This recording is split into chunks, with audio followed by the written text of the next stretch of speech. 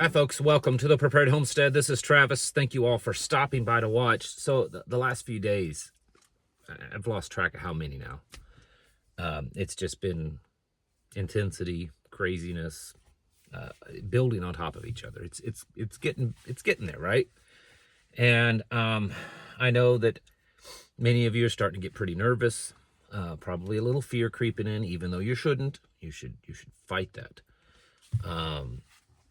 But yeah, things are happening, and not in a good way. It's going as expected, as planned, but it still doesn't change the fact that it makes everyone a little uncomfortable because things are worsening at such a rapid pace right now. I spoke yesterday in a video talking about drills. If you saw that, preparations for all this stuff that's coming on, that's happening. I tell you all the time to stock up.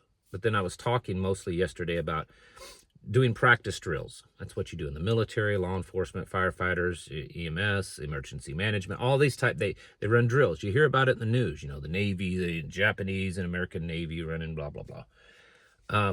You should be doing the same thing. You should be running drills on your preparations, your plans, whether it's bugging out, bugging in, locking down, getting home, medical training drills, whatever it is. Because things can happen quickly. Things can change rapidly. And too many times, even the prepared can get caught off guard.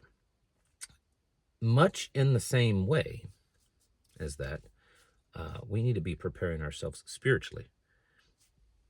And I guess running through drills that way too. We don't know the day or the hour when the end comes. We don't know what around Nick's corner we will face. And I'm speaking spiritually. And so we have to be prepared spiritually also. I tell you all the time, spiritual preparedness, along with the mental, along with the physical preparedness. It's a holistic approach to being self-sufficient and prepared. And we have to be also preparing ourselves spiritually for what we will face. Because the darkness, the evilness, the satanic powers and everything, it's becoming more real and more in our face. It's going to become more and more difficult for us to hold fast with our faith. No matter how grounded you think you are, no matter how strong you think you are, myself included, any of us, it's going to become harder and harder, more and more difficult. We're told of that. It's going to be easier for us to be deceived. It's going to become easier for us to falter, to deny the Father, to deny Yeshua, to all these things. This has all been foretold, folks. And so we need to take our spiritual preparedness serious, and our, I guess you could say, drills. Now, I'm not talking, it's a little different, and you're not going to necessarily run real life drills training for the spiritual preparedness, but in your heart, in your mind, in your study, hiding his word in your heart, in your prayer time, all of that, because we don't know what's around the next corner. We don't know when he will come back. We don't know all of these things. We don't know exactly when the end comes. And so we should always be on the ready. We should always be ready for that next thing that we have to face. We should always be ready for that final trumpet sound. And as believers, and I find this myself, we get caught up so much in the physical stuff that's going on in the world, the political, the disastrous things.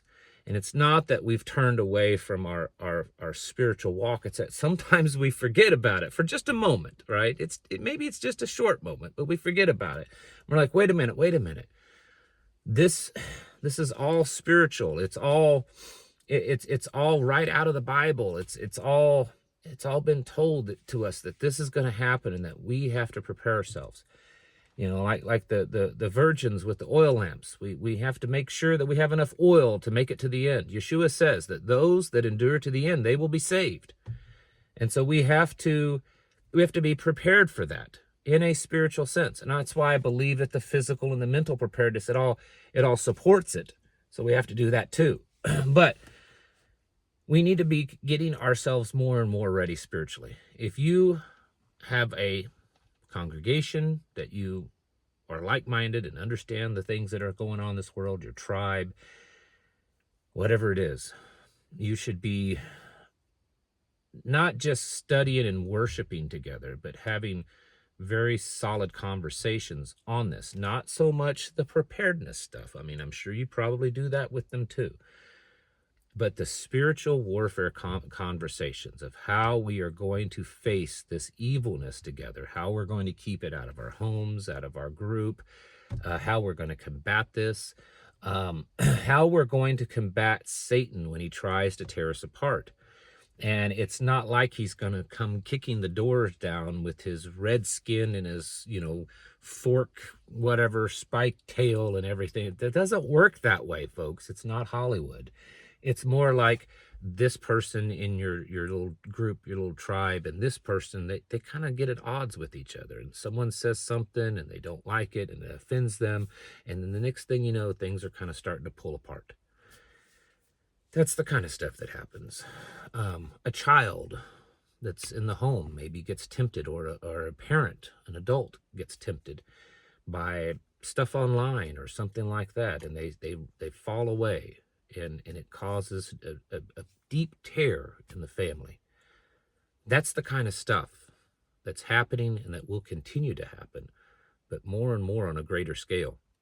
And we have to be prepared for that. So much like we run drills because of preparing for not so much the unknown. We know these things are going to happen. We just don't know when and exactly how they're going to happen. So we prepare for that, and we practice things, and we get ready.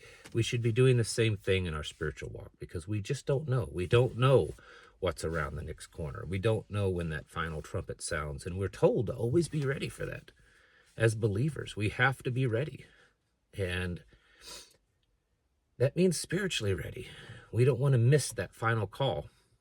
And so when you're doing your mental readiness, when you're doing your physical preparedness, be working on your spiritual life too. Working on your relationship with God the Father and his Son, so that when these slings and arrows come at you, you will be better ready to take them on.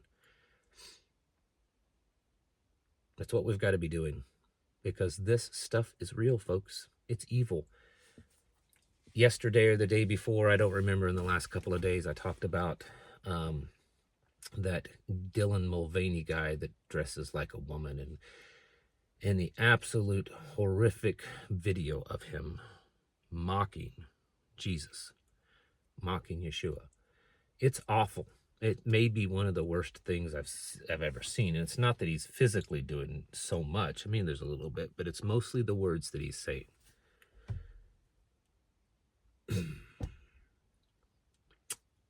There's a war happening, and there's a war building. And it's not just the physical war. It's not just the war in the Middle East or in Europe or what's happening here at our southern border. There is a spiritual war happening too. And that spiritual war is going to have a physical side to it. And it's going to be coming after folks like you and I, because we are believers. Revelation talks about that the great dragon comes after the believers.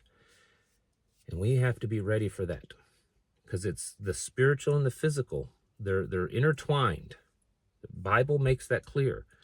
That's why there's so much in the Bible that talks about what you physically have to do, because it has a spiritual manifestation, a physical meaning to it, a spiritual meaning to it. And so they're going to come at us spiritually and physically, and we have to be ready, because we don't know what's around the next corner.